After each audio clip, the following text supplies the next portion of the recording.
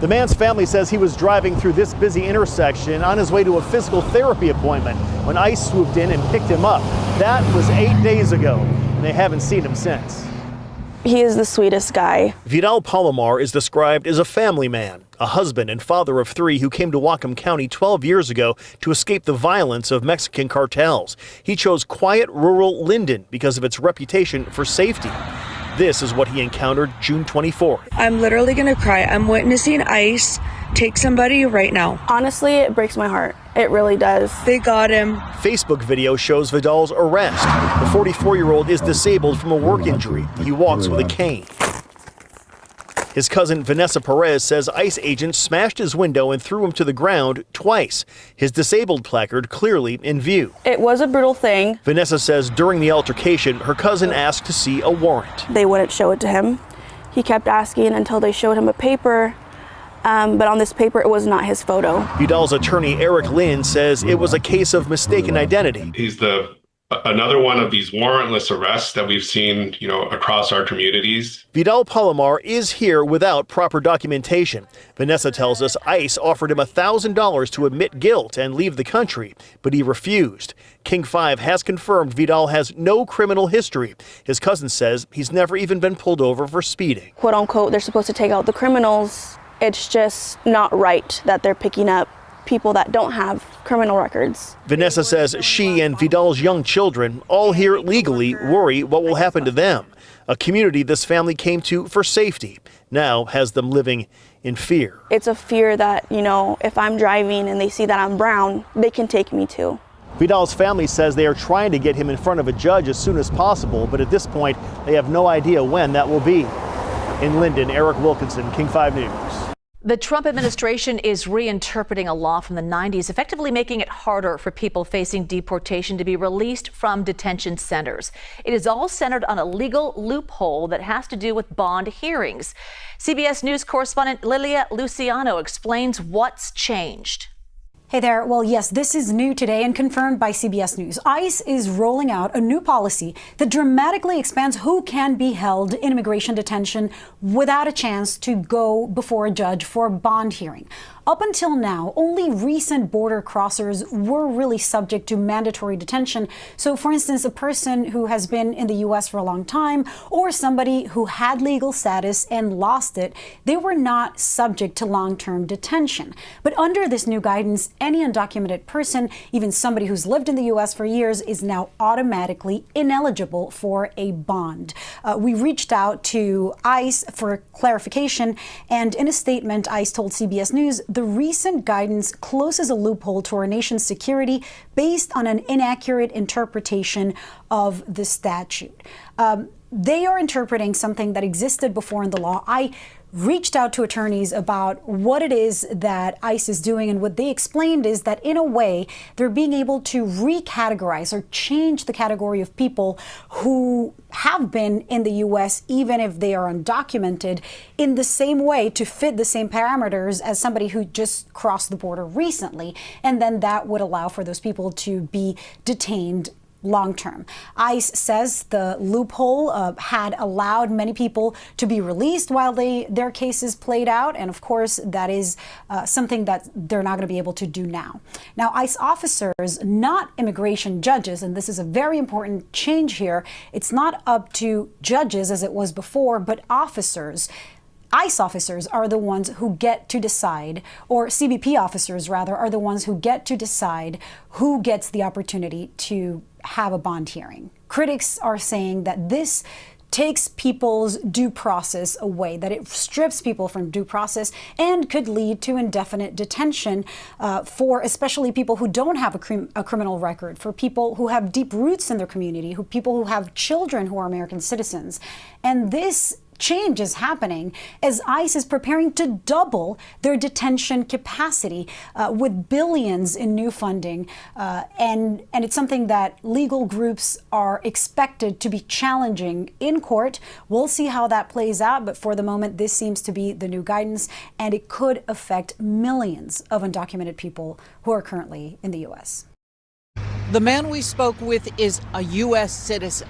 He provided us with documentation of his legal status. He says this experience has shaken his faith in the immigration enforcement efforts of President Donald Trump, for whom he voted, he says. This is what Yenzi Machado managed to record on his phone Wednesday. He says while he was driving to work with two other men, he was stopped by ICE agents on Lamont Drive in Manassas, a short distance from his home. He says he was confused by what was happening, why agents surrounded the pickup truck.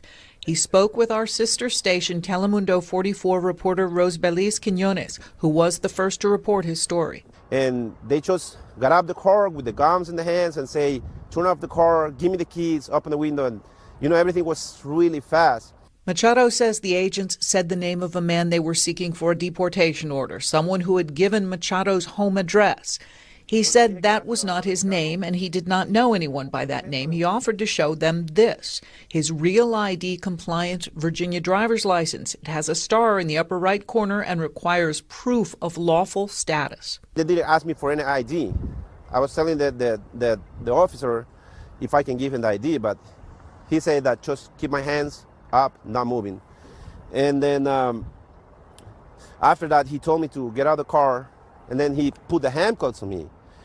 And then he went to me and said, how did I get into this country? And if I was waiting for court or if I have any case. And I told him I was an American citizen.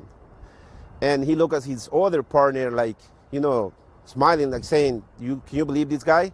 Because he asked the other guy, do you believe him? Machado said he was uncuffed and immediately released after showing his driver's license. The two men with him were taken into custody. He does not know why.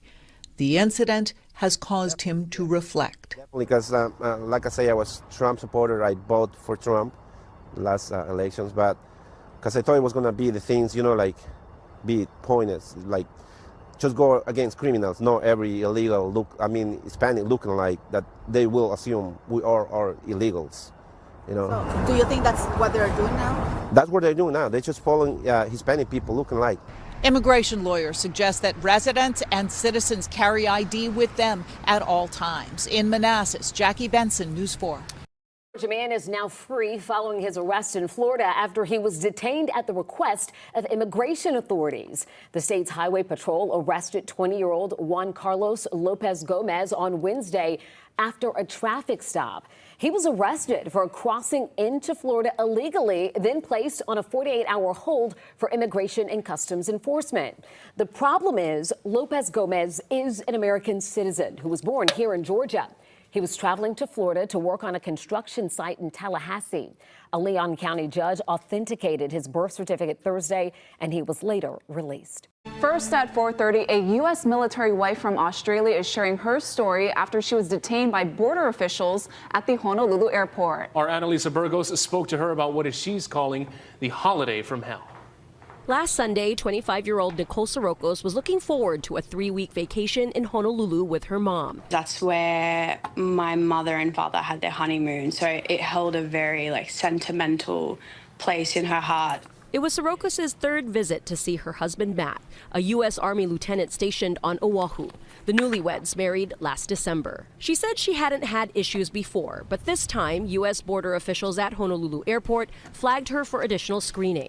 He went from completely composed to just yelling at the top of his lungs, telling my mother to go stand at the back of the line and to, excuse my language, shut up. So I automatically started crying because that was my first response. Sirocco said they were taken to a holding room, their bags and phones were searched, and they were asked a slew of questions. Everything from her work as a former police officer to whether her tattoos were gang-related to her marriage to an American. When I did say that I was married to somebody in the U.S. Army, the officers laughed at me.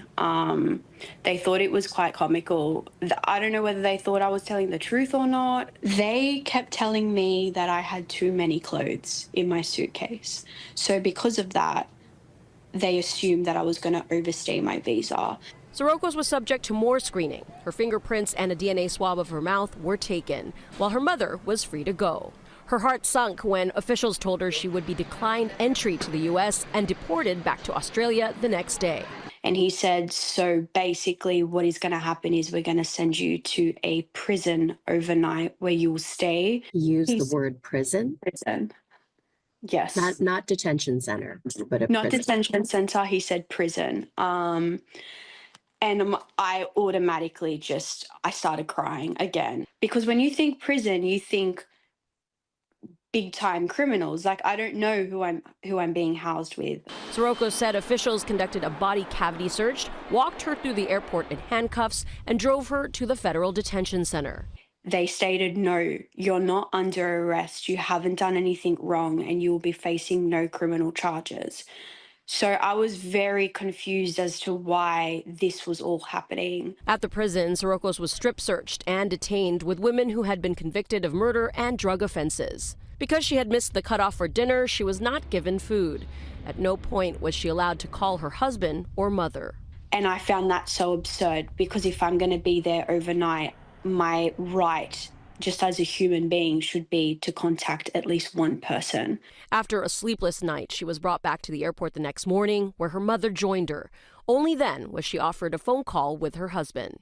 I think we were both just very emotional. We hadn't spoken to each other in 24 hours. He didn't know where I was or whether I was safe. It's not only myself, it's my mother and my husband that also had to endure that pain. You know, my husband being a current serving member, to serve his country and to be treated in that way, I find very disgusting. Sirocco's husband is now in Sydney with his wife. She says she wants people to know the risks of traveling to the U.S. now. It's made it physically impossible for me to even ever enter the United States ever again. What does that mean for your marriage? At the time, I felt like my world came crashing down. I felt like my marriage was over when they told me that. And that's something that they've taken away from me as well. Immigration attorneys say detainees are entitled to a phone call if they are held for several hours. U.S. Customs and Border Protection says they're working on a statement for our story. They did say that decisions on entry are not taken lightly and many factors are considered. Annalisa Burgos, Hawaii News Now. ICE nos secuestró desde Estados Unidos. Nosotros en un momento le preguntamos a dónde vamos y ellos dijeron, quédense tranquilos que les va a gustar la sorpresa que le tenemos. Nos sacaron engañados. En el aeropuerto nos monté en un avión, ¿cómo pasa? Que todos somos venezolanos. Mi nombre es André Omar Blanco Bonilla. Mi nombre es Wilmer José Vega Sandia. Mi nombre es Juan José Ramos Ramos.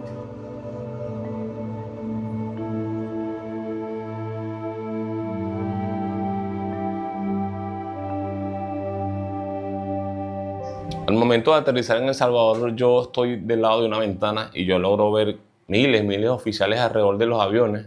Miedo, terror. Subió un oficial de allá de El Salvador y nos dice, o se bajan por las buenas o se bajan por las malas. ¿Cómo se van a bajar? No nos vamos a bajar. Ah, bueno, por las malas. Y nos empezaron a golpear con los rótulos. El director de la cárcel nos dijo, bienvenidos al infierno, donde entras vivo y sales muerto. Nos hacían hincar en contra de nuestra voluntad y a golpes. Hubieron muchas personas que gritaban, pedían ayuda, auxilio. Las esposas estaban a un punto tan apretadas que nos hicieron lesiones en los tobillos. Muchos botaban incluso sangre porque nos cortábamos con las mismas esposas. Vulgarmente nos decían, camina mierda. Yo recuerdo que le dije al oficial, no puedo caminar. Si me aflojas las esposas, yo puedo colaborarte, pero no puedo caminar. Yo soy una persona que tengo una patología médica, soy hipertenso. Fui golpeado al punto de que me desmayé. Me llevaron arrastrado hasta que llegamos al módulo, me tiraron, pegué mi cabeza contra el piso, me despierto y le decía a Dios, ¿por qué estoy aquí? Hicieron uso de las armas, donde usaron perdigones de gomas y de plástico, donde resultaron muchos heridos. Heridos en la cabeza, en la frente, en las piernas, en la espalda, en el pecho. Tuvieron muchísimos que intentamos quitarnos la vida allá adentro. Decíamos, yo prefiero morirme o suicidarme yo que seguir viviendo esta experiencia. Que todos los días te levantaran a las 4 de la mañana para decirte groserías, para golpearte, por seguir escuchando las rejas a tus hermanos como los golpeaban, que muchas veces pedían auxilio, pedían que ya, no me pegues más, prefiero que me mate. No te voy a negar que apoyaba la política del presidente Nayib Bukele para atacar la delincuencia. Nunca me imaginé que en algún momento iba a vivir esa experiencia injustamente. Ha sido una política sucia.